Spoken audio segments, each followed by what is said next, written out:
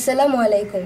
হে জগতবাসী, আমি নুসরাত জাহান সামিয়া আবার আপনাদের সামনে হাজির হইলাম বিশ্বদাতিক জ্ঞান সঞ্চার দরবার শরীফ হইতে আমার পিতা শামীম আলী চিশতি গ্রন্থ থেকে একটি আলোচনা নিয়ে। সকলে আমার জন্য দোয়া রাখবেন যাতে সামনে আমি আপনাদের আরও ভালো ভালো ভিডিও উপহার দিতে পারি। আজকে আমি যে আলোচনাটি করছি সেই আলোচনাটির হেডলাইন হলো মৃত্যু কত প্রকার, কোন মৃত্যু জাহান্নামে যায়, এই নিয়ে কিছু তত্ত্ব আলোচনা। মৃত্যু কত প্রকার? দুই প্রকার। কি কি? একটি মৃত্যু দেহের মরণ, আরেকটি মৃত্যু আত্মার। সে কেমন মরা?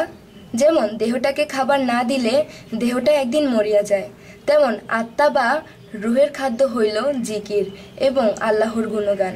মানুষ যখন দুনিয়াবি লোভ লালসায় পড়িয়া যায় তখন ওই মানুষগুলি আল্লাহ ও রাসূলের নামে জিকির শ্রবণ করাই ভুলিয়া যায়। তখনই দুনিয়াবি সম্পদ লাভের আশায় উঠিয়া পড়িয়া লাগে। তখনই দেখা যায় ধন সম্পদ হচ্ছে, ভালো খায়, ভালো চলে, শরীর স্বাস্থ্য ভালো হইতেছে, দেহের খাদ্য ভালোই চলতেছে। দেহটা একদিন মৃত্যু হইয়া যাইবে, সেই দিন দেহ পচতে থাকবে।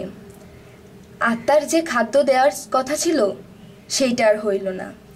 আত্মাটা একদিন দেখা গেল অসুস্থ হইয়া পড়িল।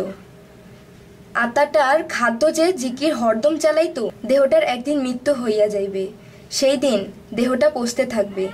আত্মার যে খাদ্য ছিল সেই খাদ্য দেওয়া আর হইল না। আত্মাটা একদিন অসুস্থ হইয়া পড়িয়াছে। আত্মার খাদ্য যে জিকির হরদম চালাতো, তাহলে আত্মা সুস্থবান থাকিত। আজ আমার দেহটা খাদ্য খাওয়াইয়া তাজা করিয়াছি, কিন্তু আত্মাটাকে মেরে ফেলতেছি। এখন দেহের শক্তি আছে বলেই সমস্ত খারাপ করিয়া বেড়াইতেছি। দেহের মধ্যে 6 রিপু 10 ইন্দ্রিয় দেহের সুস্থতার সাথে সাথে তাহারা শক্তিশালী হইয়া গিয়াছে এবং আত্মা দুর্বল হইয়া গিয়াছে। এখনই একটি মানুষ দেহের শক্তিতে যাহা খুশি তাহাই করিয়া বেড়ায় এবং ওই মানুষ দ্বারা ভালো কিছু হইতে আর দেখা যায় না। যাই কিছু করে সমস্ত কার্যকলাপ দেখা যায় কাম, ক্রোধ, লোভ, মোহ, মায়া, মাধুর্য।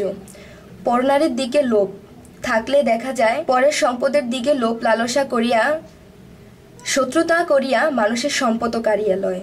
উপর উপর মানুষের কাছে ভালো সাজিয়া থাকে, দেখা যায় দিন দিন আত্মাটা অবনতি। উন্নতি কি করে হবে?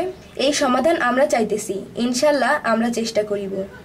কি করিলে আত্মার মৃত্যু থেকে বাঁচাইতে পারবো। আর আত্মা মরে যাওয়া মানে এই না যে আত্মা ধ্বংস হইয়া যাইবে। আত্মা মরে যাওয়া মানে জাহান্নামে নিজেকে নিক্ষেপ করে দেওয়া। এই জাহান্নাম থেকে বাঁচাইতে হইলে কি করিতে হবে? এর সমাধান যদি আমরা কোরআনে খুঁজি তাহলে এর সমাধান করিয়া নিতে পারবো না।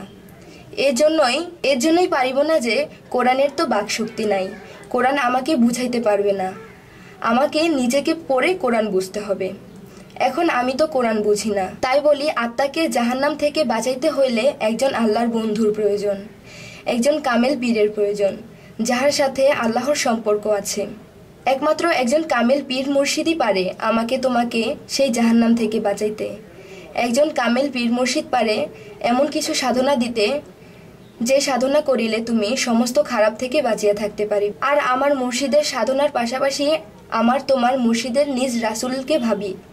আর আমার মুর্শিদের দেওয়া সাধনার পাশাপাশি আমার তোমার মুর্শিদকে নিজের রাসূল ভাবিয়া সাধনা ও প্রেম দ্বারা মুর্শিদের মনকে খুশি করিতে হইবে। খুশি করিতে পারিলেই আল্লাহ খুশি হইয়া যান। আমাদেরকে আল্লাহ সঠিক কিছু বুঝার জ্ঞান দান করুন, তৌফিক দান করুন, আমিন। এই বলেই আমি আমার আলোচনা শেষ করছি। আমাদের ভিডিওগুলো যদি আপনাদের ভালো লাগে আমাদের চ্যানেলটিকে সাবস্ক্রাইব করুন, আমাদের সাথেই থাকুন। এই বলে আমি আমার আলোচনা শেষ করছি। আল্লাহ হাফেজ।